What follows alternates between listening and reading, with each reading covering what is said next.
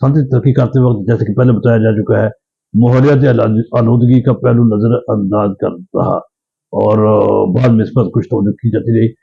جنگلات اور درختوں کے انسانی ضرورت کے لیے بغیر منصوبہ بندی اور ذاتی مال اور حصوں کے لیے کٹائی کا یہ خیال کیے بغیر کہ درخت قدرت کا وہ حسین اور جیوی تحفہ ہے جو انسانی زندگی کی فصیل اور شہ پناہ کی حیثیت سے حفاظت کرتے ہیں، انہیں تباہ برباد نہیں کرنا چاہیے۔ برسوں ایسا ہوا بلند بالا عمارتیں کی تعمیر و آبادی میں بے تحاشا اضافے کی وجہ سے دنیا بھر میں مکانات کی تعداد میں اضافے سے شہری حتیٰ کہ دیہاتی علاقوں کی زمین بھی درختوں کی ناپیدگی میں زمین میں بھی درختوں کی ناپیدگی نے صورتحال کو گمبھیر بنا دیا، جو ماحولیاتی لحاظ سے وہ جن ہے جس سے نسل انسانی کا نقصان اٹل حقیقت ہے جس سے مفر ممکن نہیں۔ الحمدللہ میں پہلے بیان کرتا ہوں ہمارا دین ہے جو مکمل نظام رکھتا ہے جس نے انسانی کو قیامت تک کے لیے بنیادی اساسی اور اصولی رہنمائی فراہم کر دی ہے، عطا کر دی، جس نے معاشرتی زندگی کے تمام پہلوؤں کا احاطہ کیا ہوا ہے۔ اسلام میں ماحول اور شجرکاری کے سلسلے میں بھی ہدایت ملتی ہیں۔ دیکھیے کس طرح قرآن پاک میں درختوں کی تفصیلات اور مثالیں دی گئی ہیں۔ مثلاً شجر طوبہ کہا گیا ہے، شجر المعرفہ کہا گیا ہے، شجرۃ الخلد کہا گیا ہے، شجرۃ العظیمہ کہا گیا ہے، اور قرآن پاک میں کئی درختوں کے نام بھی موجود ہیں۔ مثلاً کھجور کا نام ہے بیری ہے، انار ہے، انجیر ہے، زیتون ہے، انگور ہے، کیلا، اور اس کے علاوہ دوسرے درختوں کے نام بھی ہیں۔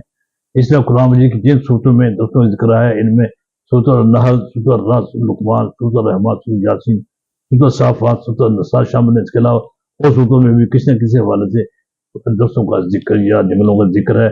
قرآن اور حدیث میں کئی انبیاء کرام علیہ السلام کے واقعات میں درختوں کا ذکر پایا جاتا ہے۔ سدرۃ المنتہا وہ آخری مقام تھا جب آپ نبی صلی اللہ علیہ وسلم معراج پر تشریف لے گئے، اب سدرۃ المنتہا پر آپ نے حضور صلی اللہ علیہ وسلم نے معراج کے مطلب بیری کے درخت کو یہاں پر دیکھا، سدرۃ المنتہا کے مقام پر حضور صلی اللہ علیہ وسلم نے ساتھیوں کو درختوں کی اہمیت راغب فرمایا۔ برادران عزیز، درخت زمین کا زیور ہے، درخت زمین کا زیور ہیں۔ زمین پر درختوں کی مثال جیسے انسانی جسم پر بال، یعنی اسی طریقے سے جیسے انسانی جسم پر جو بال ہیں نمایت نموش نمائش کے علاوہ انسانی جسم کو حفاظت کرتے ہیں۔ اللہ تعالیٰ نے ایسا سسٹم بنایا، زمین کے اوپر بھی جگہ جگہ درخت جنگلات ہیں، وہ زمین کی حفاظت کرتے ہیں، زمین کو یہ سے آکسیجن پیدا کرتے ہیں، اس سے پانی برسات کا یعنی بارش ملتی ہے، اسے سایہ دار درخت ہوتا ہے، اسے اس کے کئی کام آتے ہیں۔ درخت سب کو اور اپنوں کو اور پرایوں کو فائدہ پہنچاتے ہیں، یہ درختوں کی افادیت ہے۔ درخت سخی ہوتے ہیں، کنجوس نہیں ہوتے، سایہ، پھول، پھل، لکڑی فراہم کرتے ہیں، بطور ایندھن کام کرتے ہیں کہ کام آتے ہیں، آرائش اور ساز و سامان فرنیچر تعمیرات میں کام آتے ہیں۔ عام مزدوروں اور غریب غربا کے لیے تو یہ نعمتی غیر مترقبہ ہے۔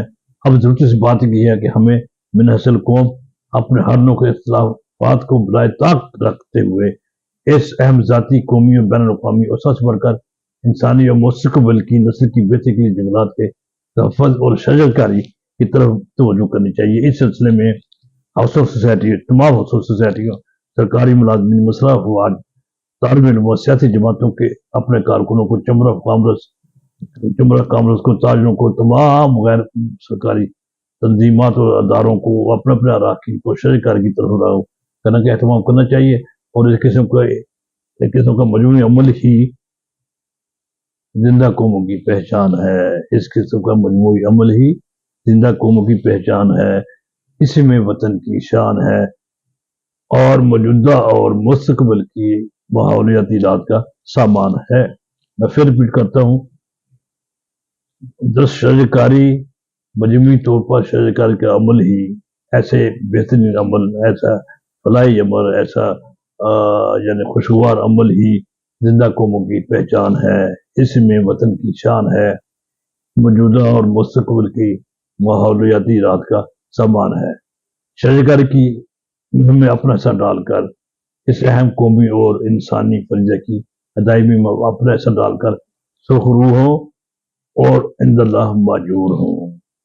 अल्हम्दुलिल्लाह मैं बतौर नेमत चीज़ का जिक्र करना भी जरूरी समझता हूँ कि मेरा छोटा सा मकान है आखिर में अपने छोटे से घर की जिसके पिछवाड़े में छोटी सी जगह खाली पड़ी हुई थी, खाली उसको जो वो लॉन कह सकते हैं, सीन कह सकते हैं, या जो भी आप नाम दे सकते हैं। उसमें मैंने तकरीबन 20 के करीब फलदार पौधे लगाए हैं जो माशाल्लाह काफी बड़े हो गए। उनमें से कई पौधे ऐसे हैं जो अल्हम्दुलिल्लाह फल भी देना शुरू हो गए हैं, और मुझे बड़े इत्मीनान और खुशी होती है कि अल्लाह ने ये काम कराया। दुआ है कि अल्लाह ताला हम सबसे राजी रहे, हमें अपने हिफ्ज़ माम रखे, हमें मुस्बत और सरगर्मियों में मसरूफ़ रखे, मनफी और गैर मुसलह अमूर, गैर पसंदीदा अमूर, नापसंदीदा अमूर से बचे रहने की तौफीक अता फरमाए। आमीन या रब्बल आलमीन। वस्सलामु अलैकुम वरहमतुल्लाहि वबरकातुहू।